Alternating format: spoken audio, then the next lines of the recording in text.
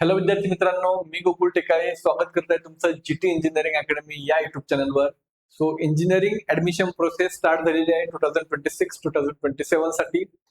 So काल evening पासून admission process start झालेली आहे. 4 स्टेप मध्ये तुम्हाला सध्या डॉक्युमेंट व्हेरीफाय करायचे आहेत, त्यानंतरची मेरिट लिस्ट लागणार आहे. सो पूर्णपणे आपण डिटेलमध्ये हा व्हिडिओ बघणार आहोत की काय काय आपल्याला करायचं आहे.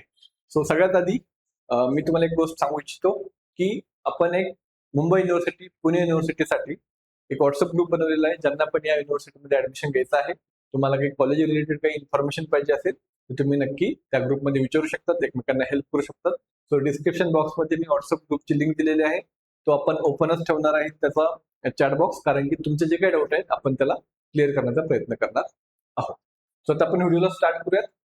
सो काय करायचंय बघा, तुम्ही जर वेबसाईटवर गेले MHT सीईटी सेलची नवीन वेबसाईट 2026-27 साठी. सो आता आपल्याला ऍडमिशन कशासाठी बघायचंय, under graduate that is bachelor of engineering किंवा बीटेक साठी. सो हा पहिला जो बॉक्स आहे तो पोस्ट ग्रॅज्युएशनचा आहे, बट तो आपल्या कामाचा नाही. तर आपल्याला अंडर ग्रॅज्युएट मध्ये बीई बीटेक यामध्ये जायचं आहे. यामध्ये गेल्यानंतर तुम्ही जर इथं पाहताल तर इथे तुम्हाला रजिस्ट्रेशन करायचंय. ऑलरेडी रजिस्टर असेल किंवा नवीन रजिस्ट्रेशन करायचं असेल तर मी आता तुम्हाला प्रोसेस सांगतोय की काय काय आहे. पूर्ण एंटायर शेड्यूलवर जर आपण क्लिक केलं तर इथे आपल्याला डायरेक्टली पूर्ण शेड्यूल भेटत आहे. तर यामध्ये जर बघू शकता तुम्ही की फर्स्ट डेट 2 पासून तर 12 पर्यंत, 12 जुलै पर्यंत तुमच्याकडे टाइम आहे रजिस्ट्रेशन करण्यासाठी आणि डॉक्युमेंट अपलोड करण्यासाठी. सो घाईगडबड करू नका, 1-2 दिवस वेट करा बघा, कारण की बऱ्याच वेळा वेबसाईट टेस्टिंग पण होत असते, जे डेव्हलपर असतात ते. त्यामुळे 2 दिवस वेट करा, त्यानंतर तुमचे रजिस्ट्रेशन करा, डॉक्युमेंट अपलोड करा. 5 तारखेपर्यंत टाइम आहे, 12 तारखेला. आणि इथे स्टार मार्क पण दिलेला आहे. स्टार मार्क अर्थ असा होतो की मे बी एखादा दिवस टाइम एक्सटेंड पण करू शकतात. सो आता यामध्ये पूर्ण इन्फॉर्मेशन ऑलरेडी तुमच्याकडे असणारच आहे. तर स्टेप नंबर 1 जे आहे तुम्हाला रजिस्ट्रेशन करायचं आहे. त्यानंतर स्टेप नंबर 2 आहे डॉक्युमेंट अपलोड करायचे आहेत. त्यानंतर ते व्हेरीफाय करायचे आहेत. तर व्हेरीफाय करताना तुमच्याकडे 2 ऑप्शन आहेत. तर 12 तारखेपर्यंत आपण रजिस्ट्रेशन डॉक्युमेंट अपलोड केले. 13 तारखेला आपल्याला काय करायचं ते 13 तारखेपासून नाही 3 तारखेपासून 13 तारखेपर्यंत जे आपण डॉक्युमेंट अपलोड केलेले आहेत ते आपल्याला व्हेरीफाय करायचे. पहिलं रजिस्ट्रेशन, नंतर व्हेरिफिकेशन. आता डॉक्युमेंट व्हेरिफिकेशन मध्ये 2 ऑप्शन आहेत. ते काय, ऑनलाईन तुम्ही ई स्क्रुटिनी मधून करू शकता.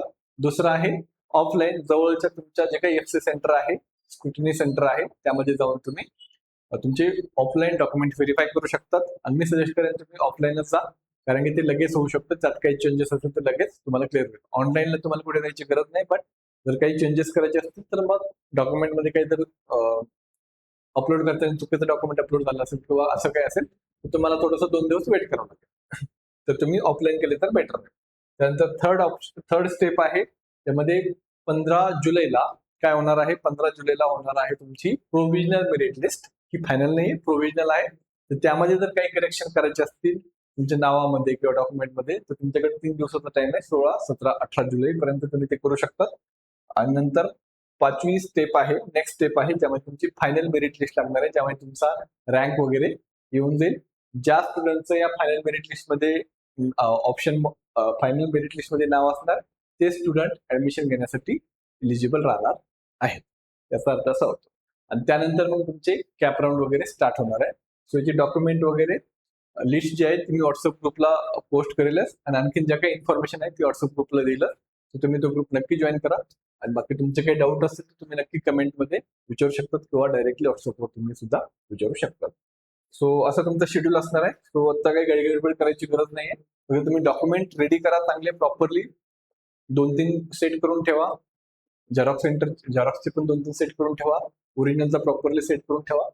बाकी मग तुमची प्रोसेस कॅप राऊंडच्या वेळेस मी तुम्हाला गाईड करेलच. All the best.